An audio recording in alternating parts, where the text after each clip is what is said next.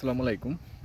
আজকে ভাবলাম একটা ভিডিও তৈরি করি। আমার এই চ্যানেলটা ১ম দিকে যখন তৈরি করছিলাম, তখন উদ্দেশ্য ছিল যে সোনালী ব্যাংক রিলেটেড অনেক ভিডিও দিব, অনেক ইনফরমেশন দিব।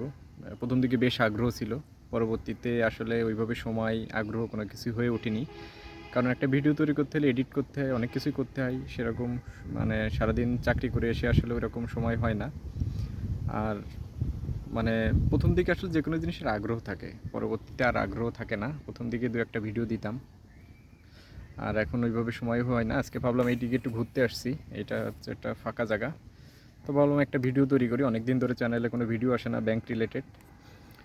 তো সেটা হচ্ছে আজকে একটা যে বিষয় নিয়ে কথা বলবো সেটা হচ্ছে যে অনেকেরই খুব কমন একটা প্রশ্ন থাকে। সেটা হচ্ছে যে আমার কিছু টাকা আছে, আমি সঞ্চয়পত্র করব নাকি এফডিআর করব? এটা খুব কমন একটা প্রশ্ন। আসলে এরকম বিষয় যদি হয় তাহলে আপনি আর নিজে আসলে বুঝতে হবে যে আপনার টাকাটা কতদিন ধরে অলস অবস্থায় থাকবে। আপনার টাকাটা যদি দীর্ঘদিন ধরে অলস অবস্থায় থাকে তাহলে বলব যে আপনি সঞ্চয়পত্র কেনেন। কারণ সঞ্চয়পত্র আপনি যদি ১ বছরের কম সময়ের ভিতরে আবার ভেঙে ফেলেন, তো সেক্ষেত্রে কিন্তু আপনার যে টাকা ইন্টারেস্ট আপনাকে দিছে সেই টাকা আবার কেটে নিবে। তো তার জন্য আমি বলব যে সঞ্চয়পত্র না কিনে আপনার যদি অল্প সময়ের জন্য টাকাটা থাকে তাহলে আপনি এফডিআর করেন। ৩ মাস মেয়াদি করতে পারেন, ৬ মাস মেয়াদি অথবা ১ বছর মেয়াদি। চাইলে মন চাইলে ভাঙাই ফেললেন। কিন্তু আপনার টাকাটা যদি দীর্ঘদিন ধরে অলস অবস্থায় থাকবে, এই টাকা আপনি অন্য কোনো কাজে ব্যবহার করবেন না। সেক্ষেত্রে আমি বলব যে সঞ্চয়পত্রটা প্রফিটটা বেশি। এফডিআরও এই মুহূর্তে প্রফিট ভালো। এফডিআরের প্রফিট হচ্ছে ৩ মাস মেয়াদি হচ্ছে ৮.25%। আর যদি ৬ মাস মেয়াদি এফডিআর করেন সেক্ষেত্রে হচ্ছে আপনার পার্সেন্টেজ হচ্ছে ৮.৫০। আর ১ বছরের বেশি সময়ের জন্য যদি এফডিআর করেন সেক্ষেত্রে হচ্ছে ৮.৭৫। তো এটা বেশ বলা চলে ভালোই রেট এই মুহূর্তে, কারণ মাঝখানে খুব কম রেট গেছে। আমি এটা হচ্ছে সোনালী ব্যাংকের কথা বলবো, কারণ আমি সোনালী ব্যাংকে যেহেতু চাকরি করি, আমি সোনালী ব্যাংকের তথ্যই এখানে দিব। অন্য ব্যাংকে হয়তো বা বেশি কম হতে পারে, সেটা আমার জানা নাই। তো এটা আর আমার ভিডিওগুলো সাধারণত এডিট ছাড়া কোনো কিছুই ছাড়া হবে, কারণ হচ্ছে যে আমার ওইভাবে এডিট করার মতন সময় নেই। আর আমি পারিও না এডিট করতে।